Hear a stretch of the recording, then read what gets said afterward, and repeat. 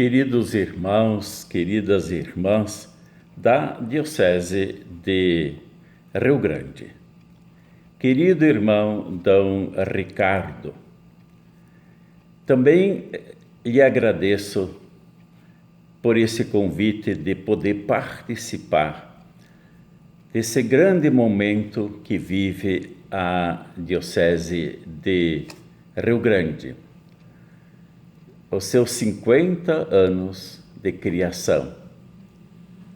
Portanto, a nossa Diocese de Rio Grande, a diocese mais jovem sufragânea da província eclesiástica de Pelotas, está celebrando o seu jubileu de ouro. Não é qualquer evento.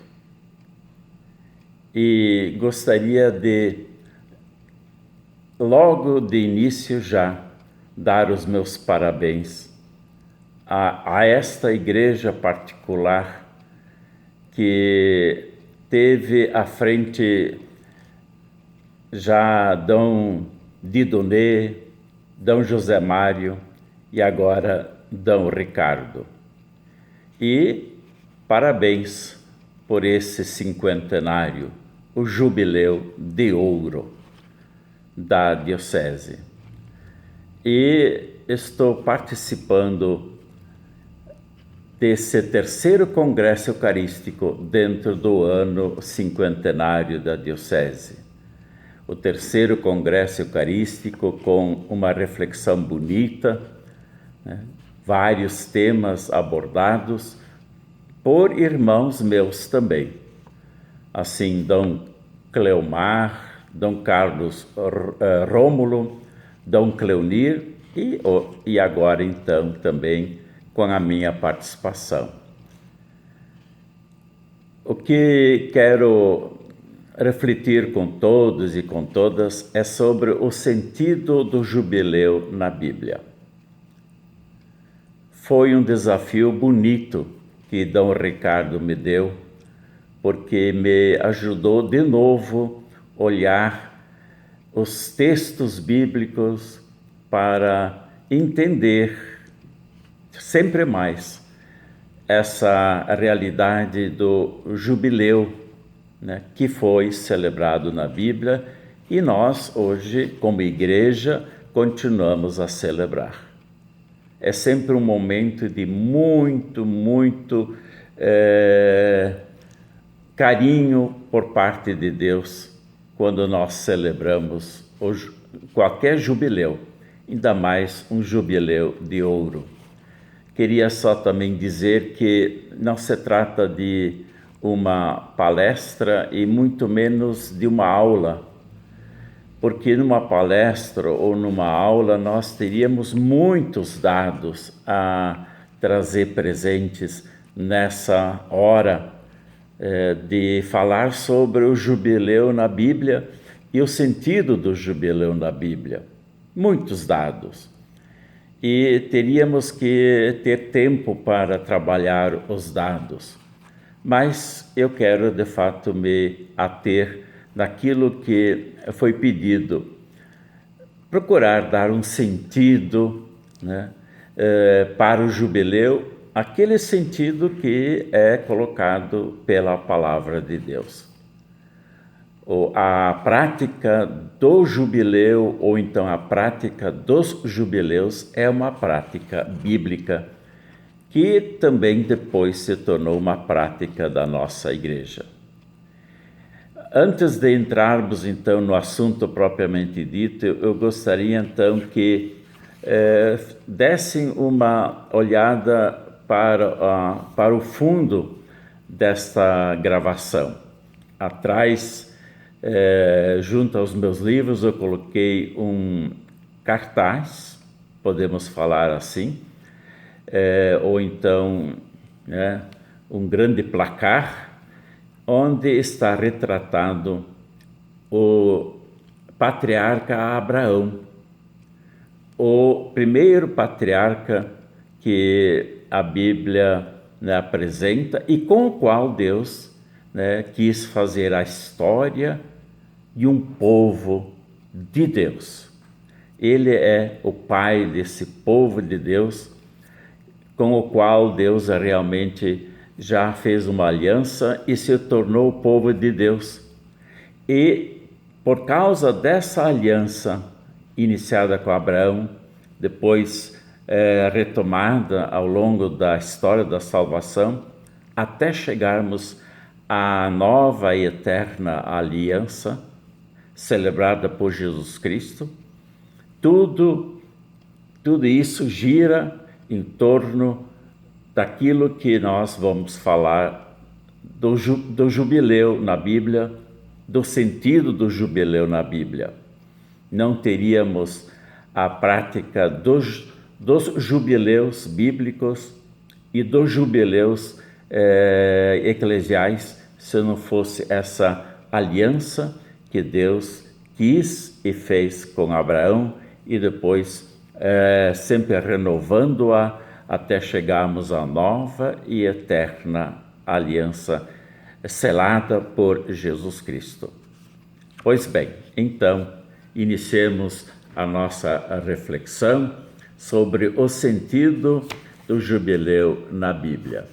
Só para começar, de maneira um pouco sintética, ao toque do shofar, que é um instrumento de som feito com chifre, eu estou aqui me ajeitando um pouco com as folhas, no Yom Kippur, que era o dia do perdão, e também início do novo ano, começava assim o 50º ano, e com esse início do 50º ano iniciava o ano do jubileu.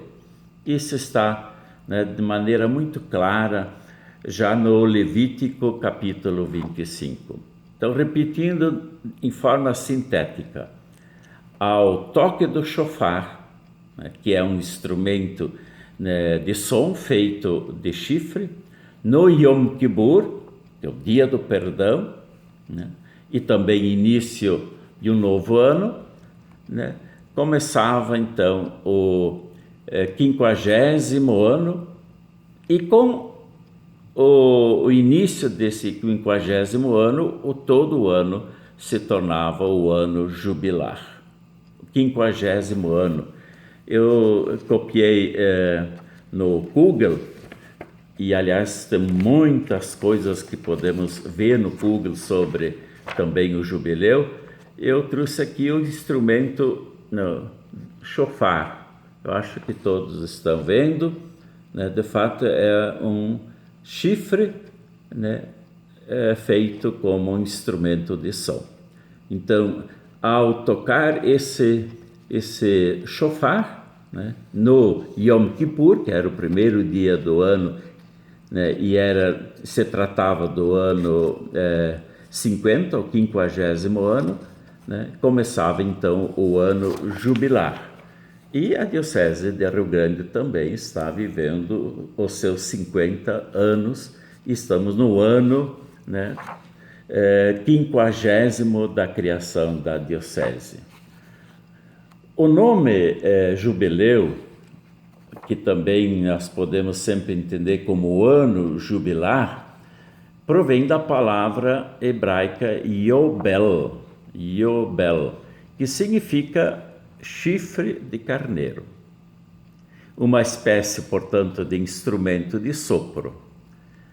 Trata-se de uma espécie de berrante, e na imagem que mostrei está claro, que servia para anunciar um chamado ou um julgamento de Deus. Um ano, portanto, de um chamado até e ao mesmo tempo de julgamento de Deus. Deus novamente chamava e dava um certo julgamento. O ano do Yobel, é o ano que começa pelo toque do chifre, Yobel, e esse chifre se tornando instrumento de som, começa a ser chamado de shofar, mas o chifre como tal era chamado em hebraico Yobel.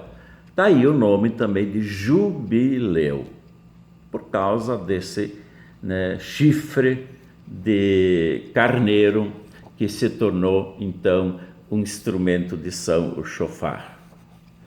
A proposta do ano do jubileu é a realização exponenciada de 7 vezes 7 anos sabáticos. Então, 7 vezes 7 anos dá 49 anos. E por isso que depois dos 7 vezes 7 anos sabáticos, começava o 50º ano, o ano jubilar. Portanto, seguindo a lógica, 7 vezes 7 igual a 49. E só entre parênteses, nós sabemos que o número 7, biblicamente falando, era um número de perfeição. Portanto, o ano seguinte do 49º ano, 7 vezes 7, isto é o ano 50º, marca o ano jubilar ou jubileu. Neste ano, segundo a proposta do texto do Levítico 25, tem também outros textos, mas vamos ficar nesse texto de Levítico 25, deveria acontecer um amplo processo de transformações e libertações. E a palavra hebraica que dava esse significado de processo de transformações e libertações era deror. Então, esse processo que devia acontecer no ano jubilar.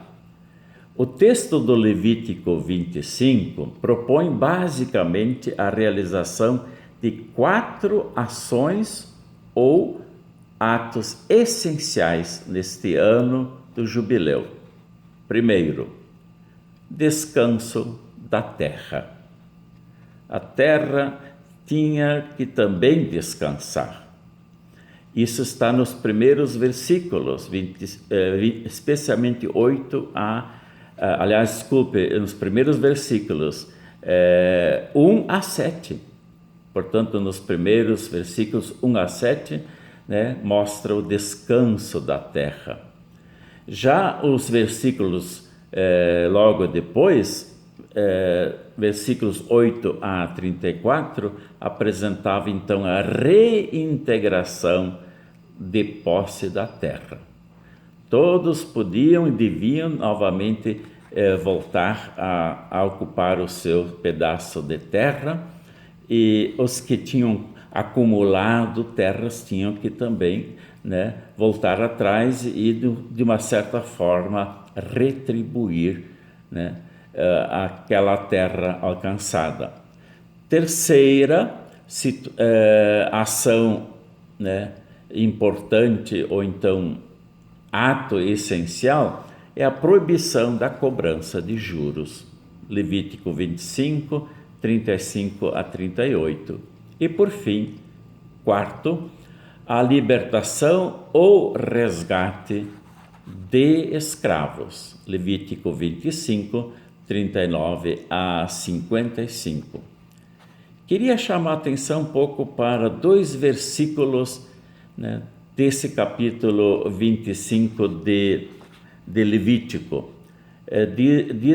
Dizem assim os 2 versículos: se disserdes que comeremos no 7º dia, se não semearmos, nem recolhermos nossa colheita, é Deus falando, no 6º ano eu vos mandarei a minha bênção, e a produção servirá para 3 anos. Então, meus queridos irmãos e irmãs, estamos no Antigo Testamento. Deus, ele se coloca no lugar do povo de Deus e diz: se estão preocupados no sétimo ano, portanto, o sétimo ano sabático, isso, portanto, o 50º ano, o jubileu, o que vamos semear, o que vamos recolher, porque não podemos, é um tempo de descanso da terra. Aí Deus diz: eu vos mandarei a minha bênção, e a produção servirá para 3 anos, isto é, o 49º ano, o 50º ano e o primeiro ano seguido do ano jubilar. Não só vai faltar nada, também será a bênção de Deus. E nós vamos trabalhar isso também, especificamente ainda sobre a bênção. Portanto, no que se refere ao ano jubilar, Deus promete mandar a sua bênção. Bênção em todas as áreas existenciais, pessoal, familiar e especialmente também social. Todo o povo de Deus estava envolvido nessa celebração jubilar. Cada um pessoalmente, por isso pessoal, mas também comunitariamente, mas socialmente. Com isso, há uma verdadeira restauração nestas áreas, pessoal, familiar, comunitária e social. Haveria, portanto, um novo começo, pois gostaria de agora que escutassem bem e acompanhassem o raciocínio, haveria um novo começo, pois voltaria a justiça de Deus. Isto é, tudo ocuparia de novo o seu devido lugar. E aí eu gostaria de apresentar um pouco, né, essa questão da justiça de Deus que deveria voltar. Porque certamente ao longo dos 49 anos, muita injustiça começou a existir, se distanciando da justiça de Deus. Então o ano jubilar, ele está aí para o retorno da justiça de Deus. Aqui está um sentido profundo do ano jubilar. Ele não era um ano assim para nada, ou então para celebrações vazias, mas era realmente um novo começo, pois o novo começo estaria acontecendo de fato, né, quando voltaria a justiça de Deus. E a justiça de Deus significa tudo ocupar de novo o seu devido lugar. Em que sentido? Tudo deve ocupar o seu lugar. Muito simples até para compreender. Claro que na prática exige mais, mas compreender é fácil. Né? Tudo deveria ocupar seu devido lugar. Qual o lugar de Yahvé? Começamos por aí. O Yahvé, portanto o Deus revelado, o Deus verdadeiro, qual é o lugar dele? Em primeiro lugar, porque ele é o Criador e Senhor da vida e da história. Já no capítulo 1 de Gênesis deixa bem claro, ele é o Criador e Senhor da vida e da história. Então, se ele é o Criador e Senhor da vida e da história, ele deve ocupar o primeiro lugar. Então, esse é o lugar que Deus tem que ocupar. E se ao longo dos 49 anos começamos a esquecer esse lugar, vamos retornar a este lugar para Deus, primeiro lugar. Bom, e o segundo lugar? Né? Ou então os outros lugares? Começamos então, primeiramente, com o ser humano, o Hadamá, ser humano, que também significa a humanidade enquanto toda, o ser humano enquanto também a humanidade toda. Então, o Hadamá, o Yahvé em primeiro lugar. Qual é o lugar do Hadamá? É a criatura com maior dignidade desse Deus Criador e Senhor da vida, da história. Por quê? Porque ele foi moldado, esse Hadamá, como imagem e semelhança de Deus. Então é a criatura com maior dignidade. Então esse é o lugar do ser humano, do Hadamá. E aí vem uma reflexão importante: imagem e semelhança. Imagem, né, é o que Deus é. Imagem é isso, é um reflexo, né? Imagem minha é o reflexo meu. Então, se sou imagem de Deus, deve ser o reflexo de Deus. Então, o que Deus é? Deus é amor. Então, o ser humano tem que, de fato, ser imagem do que Deus é, amor. Igual a Deus. Deus é amor, sou imagem desse Deus, então, amor. Tem que ter amor em mim, como ser humano, como humanidade. E semelhança. Semelhança como Deus age.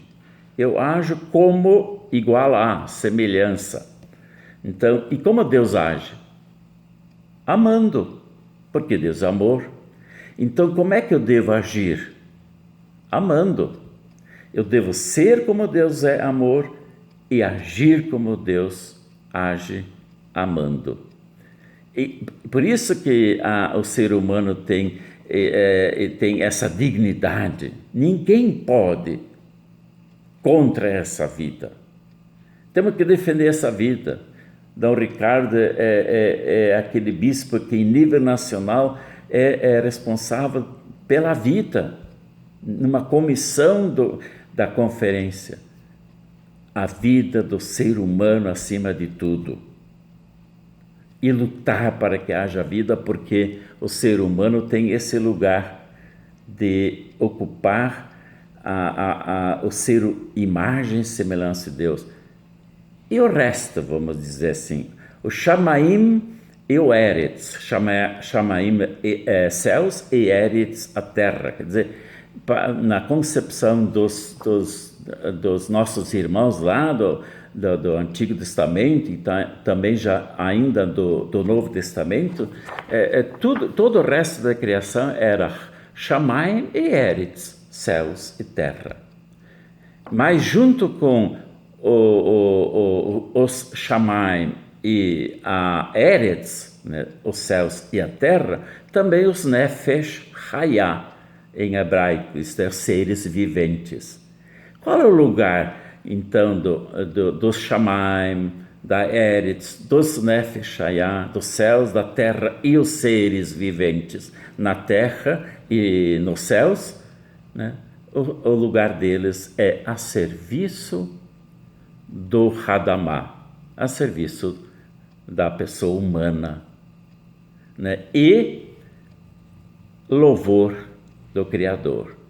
E como nós percebemos hoje essa troca desses lugares, né? Deus em último lugar, a pessoa humana às vezes em menos dignidade do que as coisas, poderíamos dizer.